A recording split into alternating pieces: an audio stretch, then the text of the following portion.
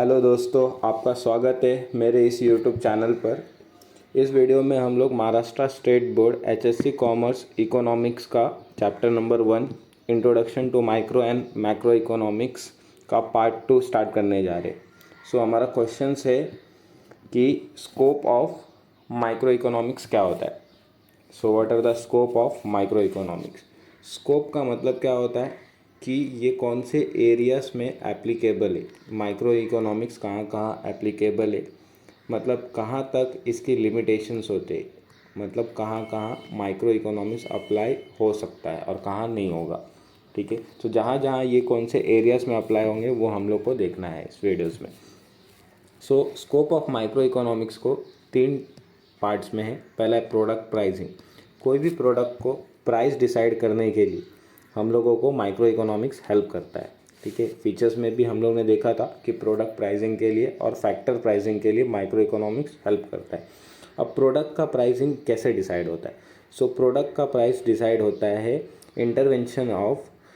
Intersections of demand and supply curve. Demand and supply के base पे हम लोगों को प्रोडक्ट का प्राइस मिलता है। Similarly factor pricing, factor of production जो होते हैं 4: land, labour, capital and entrepreneur, और उनके रिटर्न से हम लोग को फैक्टर प्राइसिंग डिटरमाइन करना होता है। और लास्ट जो फंक्शन होता है माइक्रो इकोनॉमिक्स का वो होता है इकोनॉमिक वेलफेयर। इकोनॉमिक वेलफेयर के अंदर एफिशिएंसी इन प्रोडक्शन। एफिशिएंसी का मतलब होता है वर्किंग एबिलिटी, मतलब मैक्सिमम एफिशिएंसी वर्किंग एबिलिटी के साथ प्रोडक्शन कैसे करें, कंजम्पशंस कैसे करें और ओवरऑल इकोनॉमिक एफिशिएंसी कैसे जनरेट करें। वन बाय वन पॉइंट्स को समझते कि क्या होता है। फर्स्ट हम लोग का है theory of factor pricing. Theory of product pricing. Product का प्राइस कैसे डिसाइड होता है, डिमांड एंड सप्लाई इन दोनों के बेस पे होता है। ठीक है, the price of a individual commodity is determined by the market forces of demand and supply. Price individual commodities की कैसे डिसाइड होती है, डिमांड एंड सप्लाई के बेस पे। ठीक है, डिमांड एंड सप्लाई के बेस पे कैसे होता है, तो उसका एक ग्राफ है कि ये एक्स एक्सिस हम लोग अज्यूम करते हैं और ये वाई एक्सिस पे हम लोग प्राइस को डिसाइड करेंगे और एक्स एक्सिस पे क्वांटिटी डिमांडेड को। और ये हम लोग का एक डिमांड कर्व हो गया और ये हो गया सप्लाई कर्व। ठीक है, demand and curve and supply curve जहाँ भी इंटरसेक्ट करेगा उसी प्राइस को हम लोग बोलते हैं इक्विलिब्रियम प्राइस। इक्विलिब्रियम का मतलब होता है इक्वल। ठीक है, जहाँ पर डिमांड एंड सप्लाई इक्वल होते उसी को हम लोग बोलते हैं प्राइस। ठीक है, तो ये हम लोग का प्राइस डिसाइड होता है intersections between demand and supply का। Micro economics is concern with the demand analysis, that is individual consumer behaviour analysis. ठीक है, माइक्रो इकोनॉमिक्स क्या करता है, इंडिविजुअल डिमांड एनालिसिस करता है और इंडिविजुअल सप्लाई एनालिसिस भी करता है और उसके बेस पे क्या डिसाइड करता है, प्राइस। ठीक है, यही हमारा है theory of product pricing. Next है थियरी ऑफ फैक्टर प्राइसिंग। ठीक है, थियरी ऑफ फैक्टर प्राइसिंग क्या बोलता है कि हमारे यहाँ पर कोई भी चीज़ को प्रोडक्शन करने के लिए 4 फैक्टर्स लगते हैं, जिसको हम लोग बोलते हैं लैंड, लेबर, कैपिटल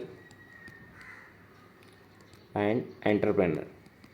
ठीक है, तो ये 4 फैक्टर्स होता है, लैंड, लेबर, कैपिटल और एंटरप्रेनर। ये 4 फैक्टर्स के बेस पे हम लोग कोई भी चीज़ का प्रोडक्शन करते हैं। ठीक है, थियरी ऑफ फैक्टर प्राइसिंग। अब इसके ऊपर ना रिवॉर्ड मिलता है। इफ़ अगर हमारे पास लैंड है तो हम लोग उसको रेंट के ऊपर दे सकते हैं। ठीक है, और इनकम जो जनरेट होगा वो रेंट होगा। सिमिलरली लेबर अगर अपॉइंट करेंगे तो वेजेस, सैलरी उनको देना पड़ता है। कैपिटल के ऊपर इंटरेस्ट मिल जाता है हम लोगों को, और एंटरप्रेनर वर्क करता है प्रॉफिट के लिए। ये रिवॉर्ड है उसका। In micro economics land, labour, capital and entrepreneur are the factors that contribute the production process. तो मैंने आपको पहले ही बताया प्रोडक्शन प्रोसेस के लिए 4 जो रहता है मेन थिंग्स रहता है, land, labour, capital and entrepreneur. Micro economics help in determining the factor reward. इसके ऊपर क्या मिलता है हम लोगों को, रिवॉर्ड क्या मिलता है, land, labour, capital and entrepreneur factors है। और इसके फॉर्म में क्या मिलता है, लैंड के ऊपर रेंट, वेजेस के ऊपर लेबर के ऊपर वेजेस, कैपिटल के ऊपर interest and entrepreneur work for profit respectively. ठीक है। सिमिलरली यहाँ पर भी देखेंगे तो लैंड के ऊपर रेंट है हो गया, labour wages and salaries, capital पे इंटरेस्ट और एंटरप्रेन्योरशिप प्रॉफिट के लिए वर्क करता है। तो यही हमारा क्या है, theory of factor pricing. So first हम लोग ने रिवाइज किया थियरी ऑफ प्राइस और दूसरा है थियरी ऑफ फैक्टर प्राइसिंग, ठीक है। थर्ड है इकोनॉमिक वेलफेयर। इकोनॉमिक वेलफेयर का मीन्स क्या होता है, इकोनॉमिक्स को हम लोग जो प्रोवाइड करते हैं with the help of micro economics. तो इसमें 3 चीज़ होता है। सबसे पहला है एफिशिएंसी, पहले मीनिंग जान लेते हैं। Efficiency in allocation of resources. सबसे पहले अलोकेशन ऑफ रिसोर्सेज, अलोकेशंस का मतलब क्या होता है, डिस्ट्रीब्यूशन। सो माइक्रो इकोनॉमिक्स हम लोग को हेल्प करता है कि हम लोग डिस्ट्रीब्यूशन कैसे करें रिसोर्सेज को, किसको कितना रिसोर्सेज दे, क्या प्रोवाइड करें, जिसके वजह से सेटिस्फैक्शन ऑफ द पीपल और रिजल्ट मिले। इकोनॉमिक एफिशिएंसीज में 3 एफिशिएंसीज होता है। पहला एफिशिएंसीज इन प्रोडक्शन, प्रोडक्शन कैसे बढ़ाने का, कब क्या डिसीजंस लेने का, उसको हम लोग बोलते हैं एफिशिएंसी इन प्रोडक्शंस, ठीक है। Efficiency in productions means producing maximum possible. इसका मीन्स क्या है प्रोडक्शन का, कि जितना maximum possible amount of goods and services उस फिक्स अमाउंट में हम लोग जनरेट कर सके, उसको बोलते हैं एफिशिएंसी इन प्रोडक्शंस। यहाँ पर हम लोग को ध्यान में रखना है कि हमेशा वेस्टेजेस को क्या करना है, रिड्यूस करना है, सो दैट हम लोग का मैक्सिमम प्रोडक्शन हो। इसी को ही हम लोग प्रोडक्शन एफिशिएंसी बोलेंगे, ठीक है। नेक्स्ट पॉइंट है हम लोग का efficiency in consumption. So if अगर प्रोडक्शन हो रहा है तो प्रोडक्शन के बेस पे क्या होगा, कंजम्पशन होना चाहिए। So efficiency in consumption means distribution of produce goods. अब गुड्स प्रोड्यूस तो कर लिए, उसको अगर डिस्ट्रीब्यूट नहीं करेंगे तो पर्सन कंज्यूम नहीं करेंगे और उससे इकोनॉमिक गेन नहीं होगा। So consumption mean distribution of the produce goods and services among the people for consumption in a such a way that maximise the total satisfaction of the society, जिसके वजह से पूरे सोसाइटीज़ को उसका क्या मिल सके, बेनिफिट मिल सके। जैसे इफ़ अगर हमने प्रोडक्ट को प्रोड्यूस किया है तो प्रोड्यूस करने के बाद हम लोग डिस्ट्रीब्यूट भी तो करेंगे, सो दैट हमें भी इकोनॉमिक गेन मिले, जो भी प्रोड्यूसर्स है, और बेनिफिट ऑफ द सोसाइटीज़ भी है, ठीक है। तो सेकंड है economic efficiency in consumption and third है ओवरऑल इकोनॉमिक एफिशिएंसी। मीन्स पूरे इकोनॉमिक्स में अगर हम लोगों का कंजम्पशन बराबर है, प्रोडक्शंस बराबर है, तो ओवरऑल इकोनॉमिक एफिशिएंसी तो होना ही है, इकोनॉमिक हमारा बढ़ा ही होगा।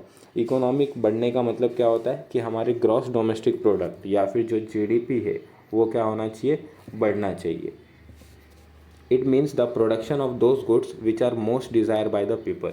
हम लोग को वही गुड्स प्रोड्यूस करना है जो क्या होंगे, most desire by the people जिसको चाहेंगे, लोग जिसको चाहेंगे वही गुड्स को हम लोग प्रोड्यूस करेंगे और उसी को हम लोग सेल्स करेंगे और डिस्ट्रीब्यूट करेंगे। सो मुझे उम्मीद है कि आपको ये वीडियो पसंद आया रहेगा, ठीक है। Please do subscribe my channel. Thank you.